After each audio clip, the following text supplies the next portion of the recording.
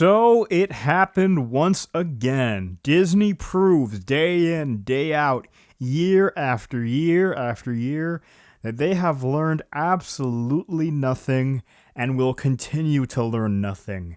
Because we've had a lot of news about Disney drop within just the last few days. I had a lot of topics actually I wanted to cover, but I was pretty busy, and seeing as all these topics have come out in the same week, I figured it's better to make a video just kind of covering a general idea about them all.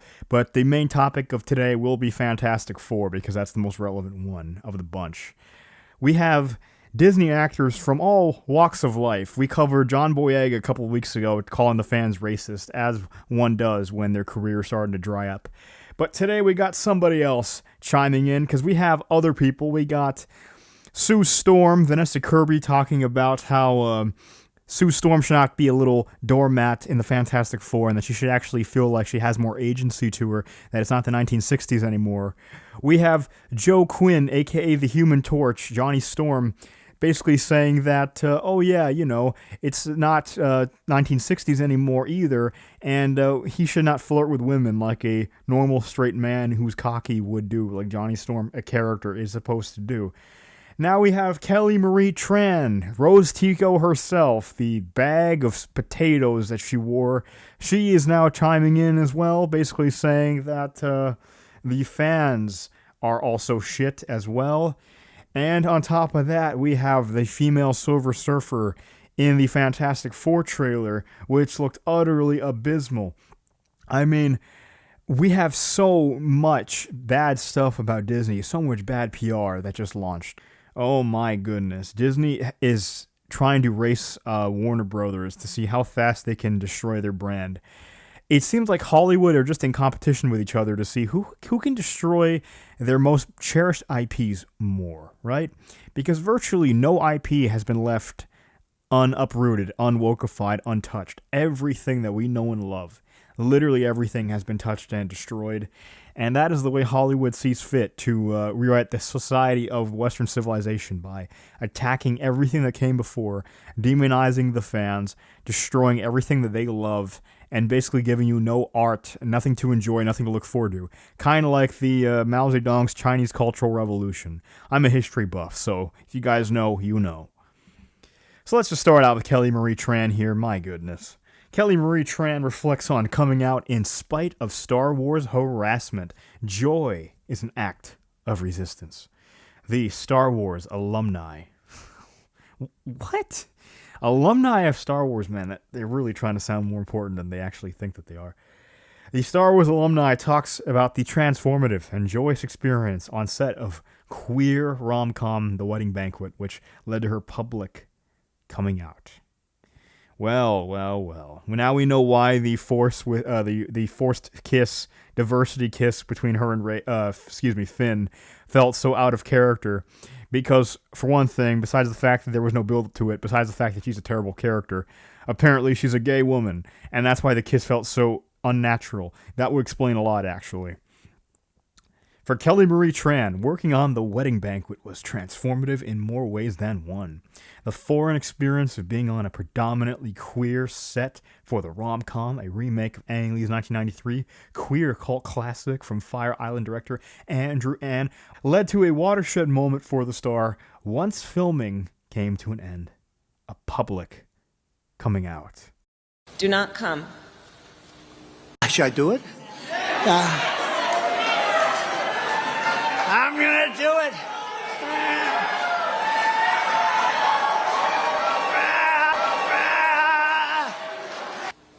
Do not come. I'm gonna come. I didn't really mean to come out initially, Tran tells Entertainment Weekly. Basically, this reporter from Vanity Fair, David Canfeld, came to set when we were shooting the Korean wedding scene. The first question he asked me was, "What are you the most excited about in regards to this project?" And I said, "I'm so excited to tell a queer story as a queer person." And I was like, wait, I don't know if I want that in there. I haven't thought about it. Fortunately, Canfield, a former EW staffer, work with Tran to decide what to do next. He was so kind, she says. And one of our producers, Joe Pirro, also came up to me afterwards, and they both said that if you don't want to release this information into the world, you have some time to think about it. Wow. Imagine if they gave Gina Carano and Tim Allen and other canceled conservative actors in Hollywood that same level of respect and care and dignity to not publicly disclose their politics and instead just respect them for their craft. It's funny how it only goes one way. The article wasn't coming out for a few months, so they were generous enough to give me the time to consider what it meant for me. I think that says a lot about the environment we are working in, adds Tran. What environment? You're a freaking echo chamber. There's no environment of toxicity that doesn't agree with your ideology. You have to abide by your ideology 100%. Everybody has your back in Hollywood except for when you become a conservative. There's no reason you should even be trying to complain and try to make yourself out to be a victim here. It's absolutely absurd.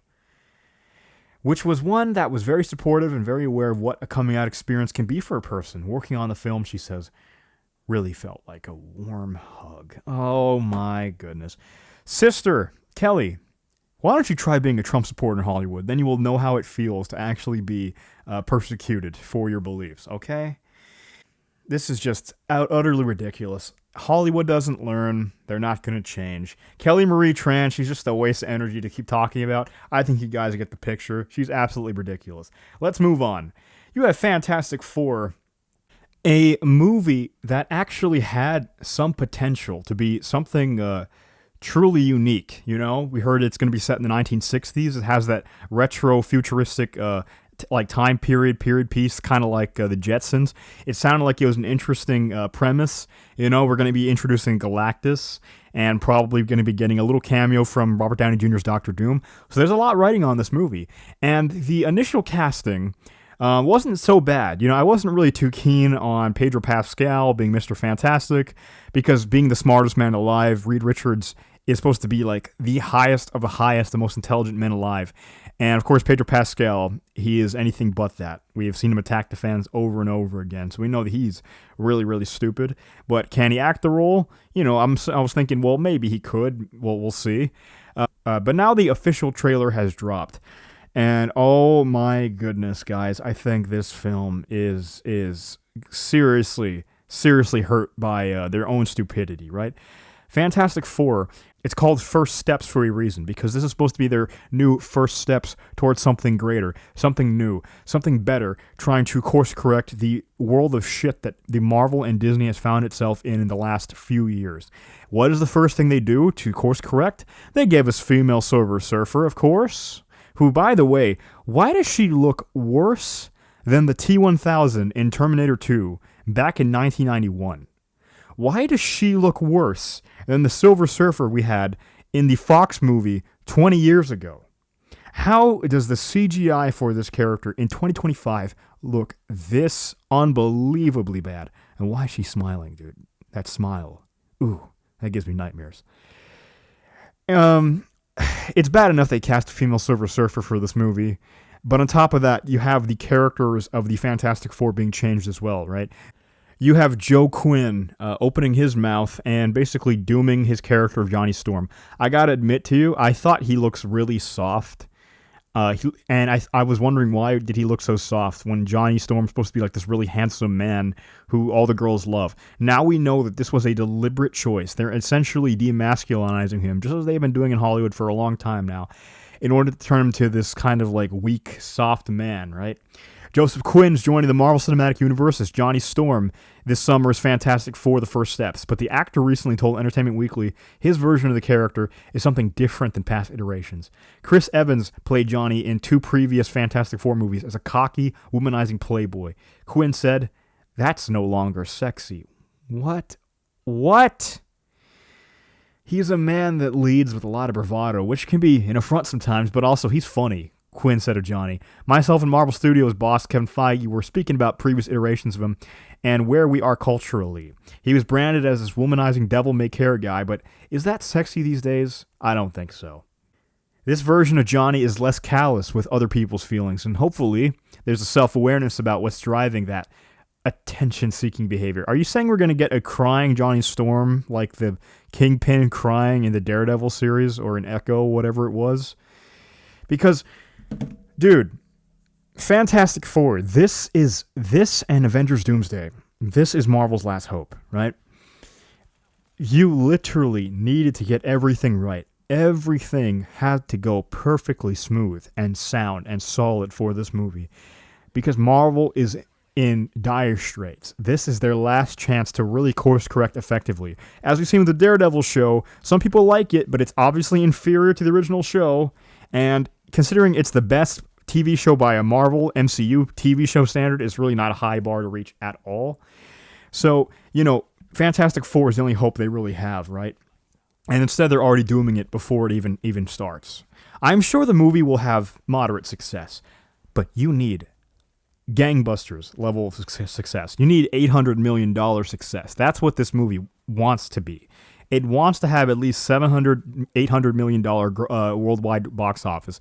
It wants probably at least a 250 domestic box office run, right? It needs a lot in order to be considered successful, because especially since this movie is going to tie heavily into Doomsday, this thing needs to be great. And the fact that they are doing this, it just hurts the film so badly, right? The female Silver Surfer is bad enough as it is. It doesn't help that the actress looks to weigh all about 90 pounds, looks like she's about 15 years old. And on top of that, she has no gravitas. Are you the protectors of this world? Yes, we are. Your planet is now marked for death. Silver Surfer is the kind of character where I'd expect something like a Shakespearean-level actor, like a true craftsman, someone who really has lots of craft behind them, a true artist, a true actor of a high caliber to deliver the lines for that kind of character. Instead, you just have the most generic, television actress saying the lines.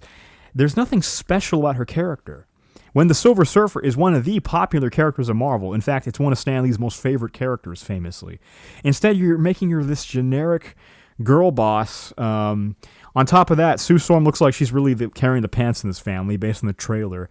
So the two of them are probably going to have their little girl power moment. We know how it is. Guys, it's like a cancer, right? Disney, Marvel, they claim that they're correcting. The problem is, their very ideology, leftist ideology, the entire fabric of Hollywood and its entire cultural sphere, that is the cancer. They think that they're course correcting. The problem is, that would require them to actually admit that their ideology is the very thing holding them back from being true, genuine artists. And that is something they will never do. Cancer spreads when you refuse to attack the cancer cells, right? And that's exactly what's happening here. Marvel is essentially uprooting a few of the cancer cells. They're pretty much taking chemotherapy and maybe only erasing about 40% of the cancer cells, but they're leaving the other 60% of the cancer riddling the body enough to grow back and destroy the entire human being as soon as they get the chance, right? That's basically what is happening here. They don't actually know how to course correct because they won't never admit that they are wrong, that they are the problem, that not the fans, but they are the issue here. And that would require self-reflection. That would require them destroying their ideology and admitting that they are wrong. They cannot do that. It's incapable of the left to take accountability for their own actions. That's why, like I said, they've removed maybe 40% of the cancer. When they are the remaining 60% of the cancer cells, they have to uproot themselves. If they had any dignity, they would basically quit their jobs and pass it on to people that are actually competent and care about the source material enough to make a compelling story. So, we'll see what this movie is. It looks somewhat interesting. It's just that I don't think it's going to be great. It's really going to be like a generic Fantastic Four Marvel movie when they had the ability here to do something truly unique and special, and they needed this movie to be amazing. I think at best it's just going to be an average film, and it's going to tie into Avengers Doomsday, so of course people will watch it just to see what will happen, if we'll see a cameo of Robert Downey Jr. as Dr. Doom or whatever. But, yeah. Hollywood, they will never learn. They are the cancer. They will fire a few woke people here and there, but they'll leave everybody else in charge, so nothing will ever change. Nothing's ever going to change. Hollywood's just going to fall apart. Their days are really numbered, guys. I really thought at some point, surely, they had to turn things around. Now we know they never will. They're basically going to go down with a sinking ship, kind of like the orchestra on the Titanic. So we'll just keep covering this news because Disney will never learn, and it just gives me more content to farm off of. Anyway, guys, that was the video. If you like this video, please consider leaving a like and subscribing. I'll see you guys in the next one.